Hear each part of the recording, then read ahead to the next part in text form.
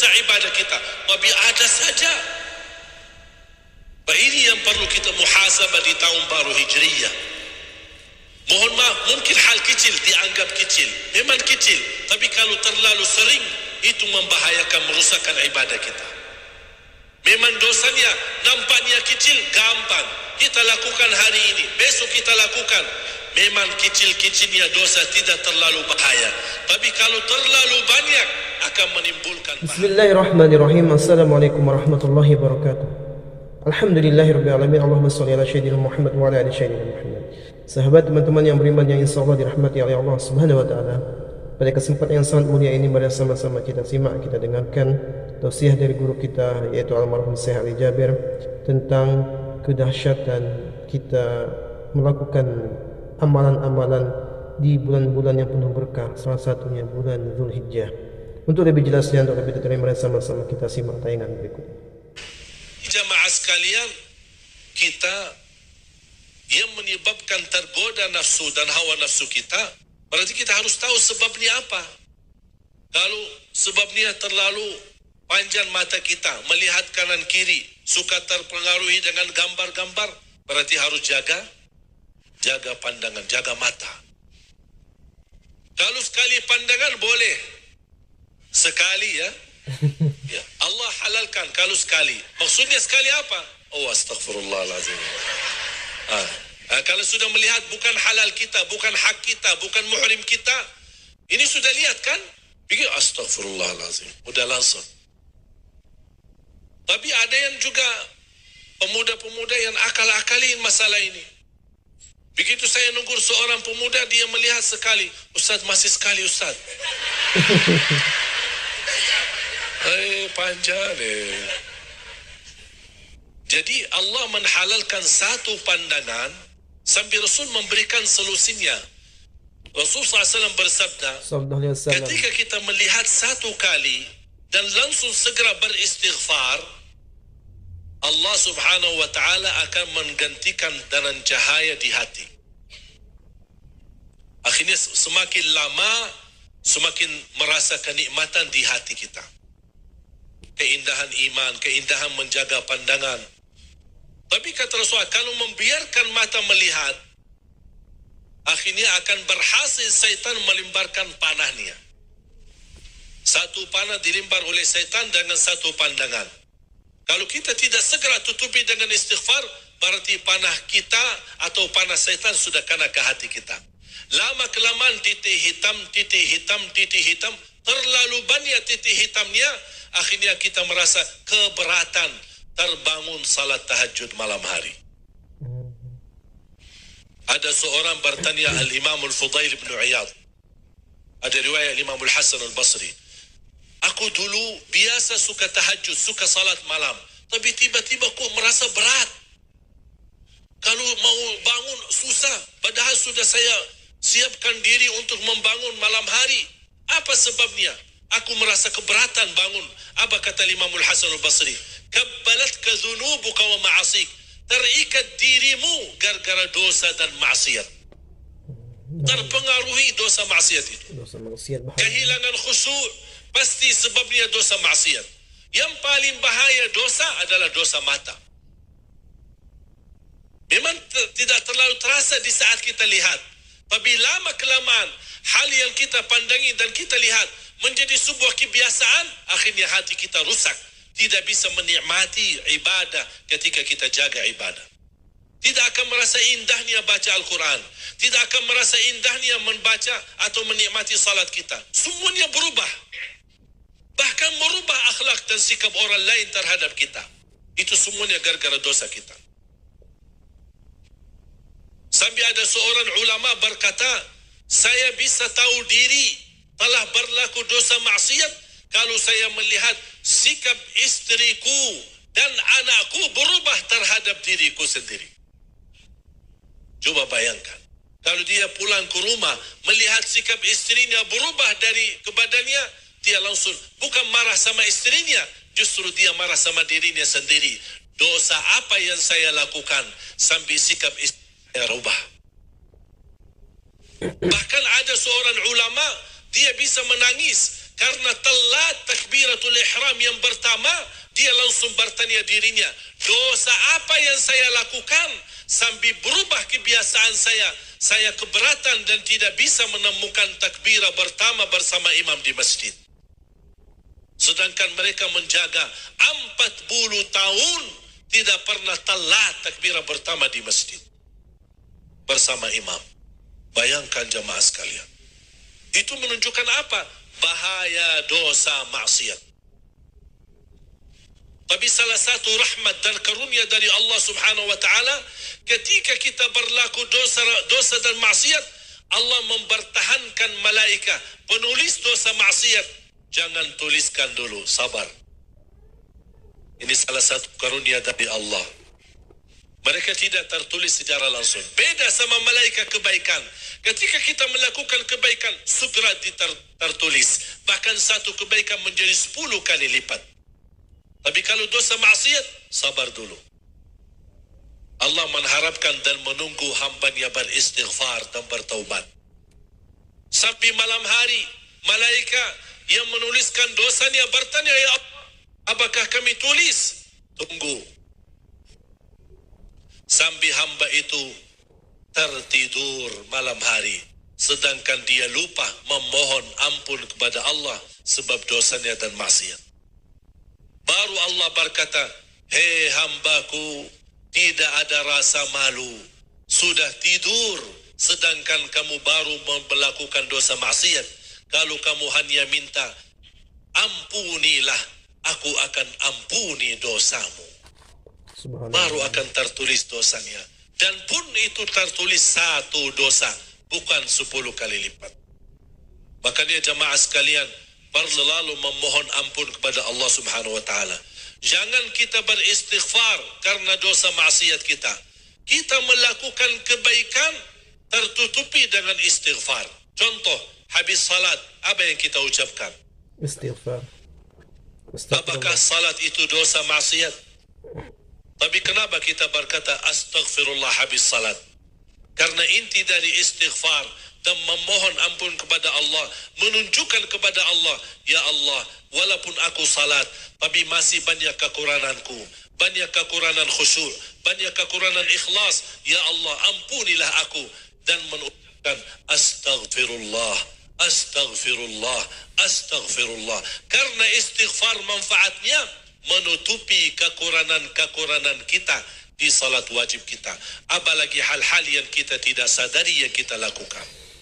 Mohon maaf, berapa banyak kita salat tapi tidak sadarkan salat kita sendiri. Ada orang yang salat tapi dia tidak tahu apa imam baca tadi.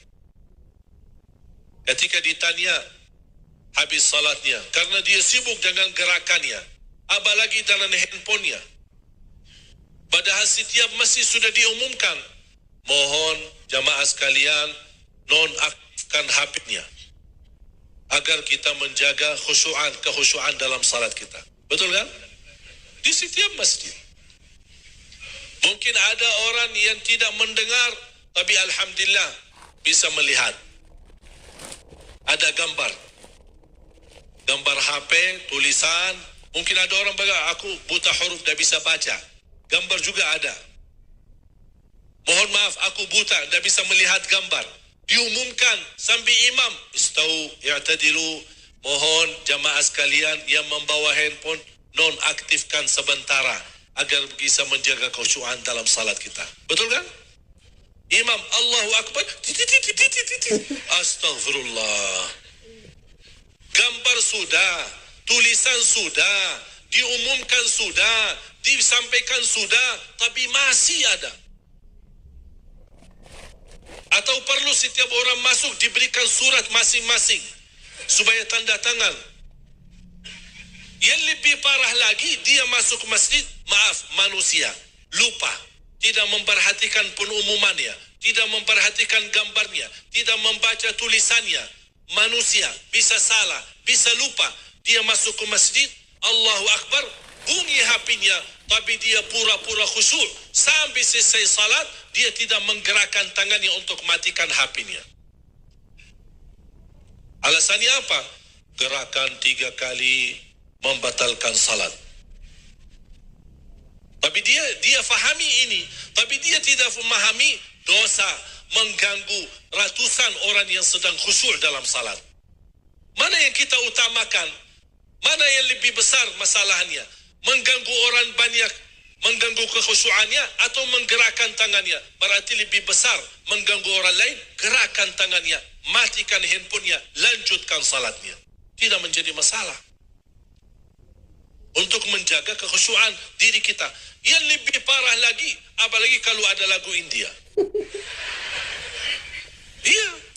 Kadang-kadang kita menikmati bacaan imam, malah goyang-goyang badan kita. Gara-gara HP orang. La haula la quwwata illa billah.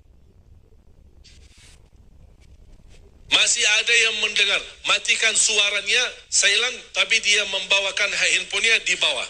Tapi layarnya ke atas. Masya Allah, kita ingin menjadi khusyuk. Ini salat cuma 5 waktu. Tapi mohon maaf, banyak masalah dalam salat kita. Makanya banyak masalah dalam kehidupan kita. Wallahi, kalau salat kita beres, Allah akan uruskan semua urusan dunia kita. Tapi karena kita tidak menjaga, memperhatikan salat kita. Sampai HP terbawa mengganggu, menggoda kita dalam salat.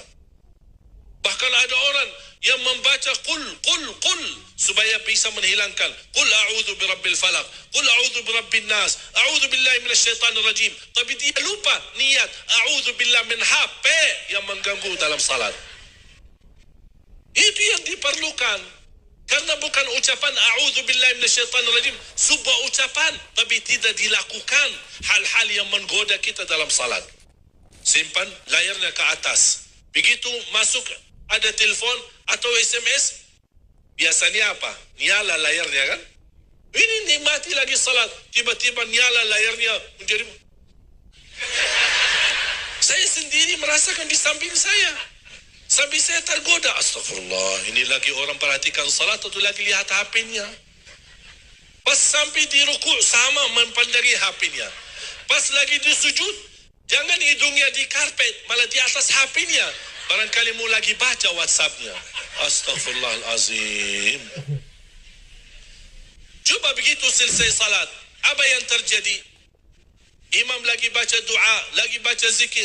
Dia istighfar. Subhanallah, subhanallah. Tangan kanannya, tapi tangan kirinya memegang handphonenya. Imam lagi berdoa. Amin, amin, amin, amin, amin. Rusak ibadah kita. Rusak salat kita.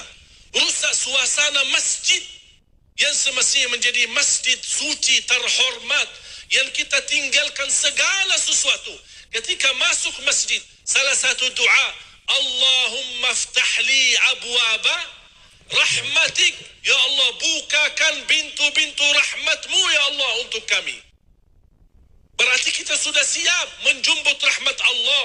Tidak ada hal-hal yang merusak ibadah kita. Tapi ada saja. Ini yang perlu kita muhasabah di tahun baru Hijriyah. Mohon maaf, mungkin hal kecil dianggap kecil. Memang kecil. Tapi kalau terlalu sering, itu membahayakan, merusakkan ibadah kita. Memang dosanya nampaknya kecil, gampang. Kita lakukan hari ini, besok kita lakukan. Memang kecil-kecilnya dosa tidak terlalu bahaya. Tapi kalau terlalu banyak, akan menimbulkan bahaya. Karena dasar gunung-gunung yang begitu besar, mulai dari batu kecil demi batu kecil, menjadi gunung besar yang tidak bisa tergoda dan tidak bisa digoyangkan. Bagaimana dengan hati kita? Sedangkan kalau Allah turunkan Al-Quran di atas gunung, dia bisa kencang dan bisa tergoyang karena kekhusyuannya kepada Allah. Gimana hati? Apakah mohon maaf hati kita sudah menjadi lebih keras dan lebih kasar daripada batu gunung? Na'udzubillahi min zalik. Doakan cita-cita kami. Mohon maaf, saya bersama adik-adik kami bukan datang ke Indonesia untuk berjalan-jalan, untuk mencari lebih nyaman ibadah. Kalau kita mau nyaman ibadah, Madinah lebih nyaman. Kalau kita bicara suci, Madinah lebih suci. Kalau kita bicara adem, Madinah lebih adem dan lebih nyaman. Tetapi ketika kami Allah berikan kemudahan datang ke Indonesia, kami punya target dan punya keinginan, punya harapan. Salah satu target kami yang alhamdulillah terus berjalan dan bekerja keras mewujudkan 1 juta penghafal Al-Quran sesuai bacaan Nabi Muhammad sallallahu alaihi wasallam, sesuai pelajaran dan sanad ijazah kami yang kami dapat dari guru ke guru ke guru, sampai insya-Allah kita akan teruskan berjuangkan. Dan alhamdulillah setiap anak-anak di tempat kami penghafal Al-Quran kami berikan fasilitas bisa ke Madinah sekaligus umrah dan ziarah dan sekaligus belajar langsung bersama guru-guru ulama Al-Quran di Madinah. Begitu selesai tugasnya, kembali lagi. Apakah diam di rumah? Tidak. Kita bagi tugas. Sebanyak-banyaknya guru ngaji, sebanyak-banyaknya penghafal Al-Quran, tapi dengan bacaan yang benar dan fasih, sesuai yang diajarkan oleh Nabi Muhammad sallallahu alaihi wasallam dan sesuai firman Allah, warattilil Qur'ana tartila. Ini yang insyaAllah akan menjadi target kita. Dan saya ingin semuanya terlibat. Mungkin bisa jadi bapa ibu penghafal Al-Quran. Kalau bukan bapa ibu, ayo mari kita targetkan anak bapa ibu. Kalau anda merasa sudah habis waktunya dan saya tidak ada waktunya dan saatnya karena sudah usia atau apapun alasannya, ayo jangan sia-siakan kesempatan ini untuk anak-anak kita. Kalau kita yang belum tercapai, insya Allah melalui wasilah ikhtiar kita, insya Allah anak-anak kita menjadi penghafal Al-Quran. Karena menurut saya terbangun generasi baru yang memahami Nabi Muhammad, sejarah Nabi Muhammad, perjuangan Nabi Muhammad, hijrah Nabi Muhammad, apalagi membawa akhlak Nabi Muhammad dan penghafal Al-Quran. Inilah yang akan menjadi jaminan terbangun Indonesia baru, Indonesia makmur, baldatun tayyibatun wa rabbun ghafur. Indonesia yang akan meredarkan keadilan, kedamaian, kecintaan, kebersamaan dan kebersatuan. Inna akramakum indallahi atqakum. Orang yang mulia di sisi Allah, yang paling bertakwa di sisi Allah Subhanahu wa taala. Makanya saya mohon dan titip doa, Bapak Ibu tolong di setiap doa anda, di setiap doanya di saat sujud atau di luar salat, tolong saya mohon dengan segala hormat, Pak, jangan lupa mendoakan kami. Jangan lupa mendoakan kami, khususnya saya pribadi, tolong didoakan agar tetap sehat, tetap istiqamah, tetap terus memperjuangkan dan tidak memiliki kepentingan dunia, tidak memiliki syahwat dan kepentingan dunia, hanya semata-mata perjuangan kita semata-mata karena Allah Subhanahu wa taala. Ingin sama-sama mencari ridha Allah, ingin sama-sama mendapatkan syafaat Nabi Muhammad sallallahu alaihi wasallam. Dan mudah-mudahan insya-Allah segala infak, insya-Allah segala bantuan, segala kepercayaan dari jamaah yang saya bisa sendiri menjaminkan insya-Allah tidak disalahgunakan, dimaksimalkan.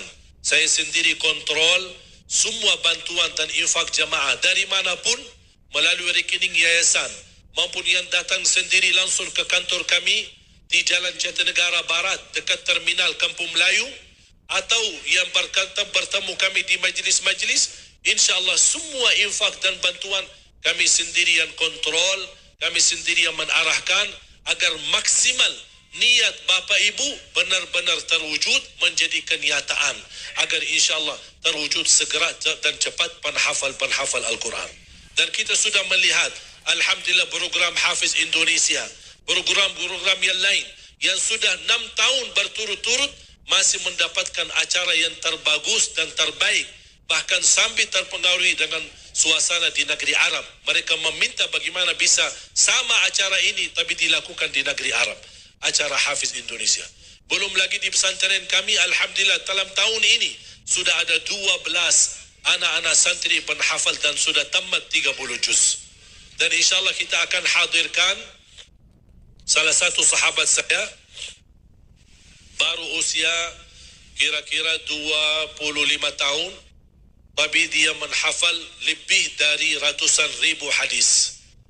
Sahih Bukhari dia hafal, Sahih Muslim dia hafal, Sunan Imam Tirmizi hafal, Sunan Abi Daud hafal, Sunan Imam Ahmad Hanbal hafal, Sunan Ibnu Majah hafal, semua buku hadis dia hafal. Hanya tinggal kita sebutkan nama hadisnya, dia bisa terangkan hadis itu di mana dan diletakkan di bab berapa dan halaman berapa. Dan kita bisa mendatangkan seorang ajaib, seorang anak buta yang sudah pernah saya datangkan 2 kali ke Indonesia. Usianya 12 tahun, tapi menghafal Al-Quran.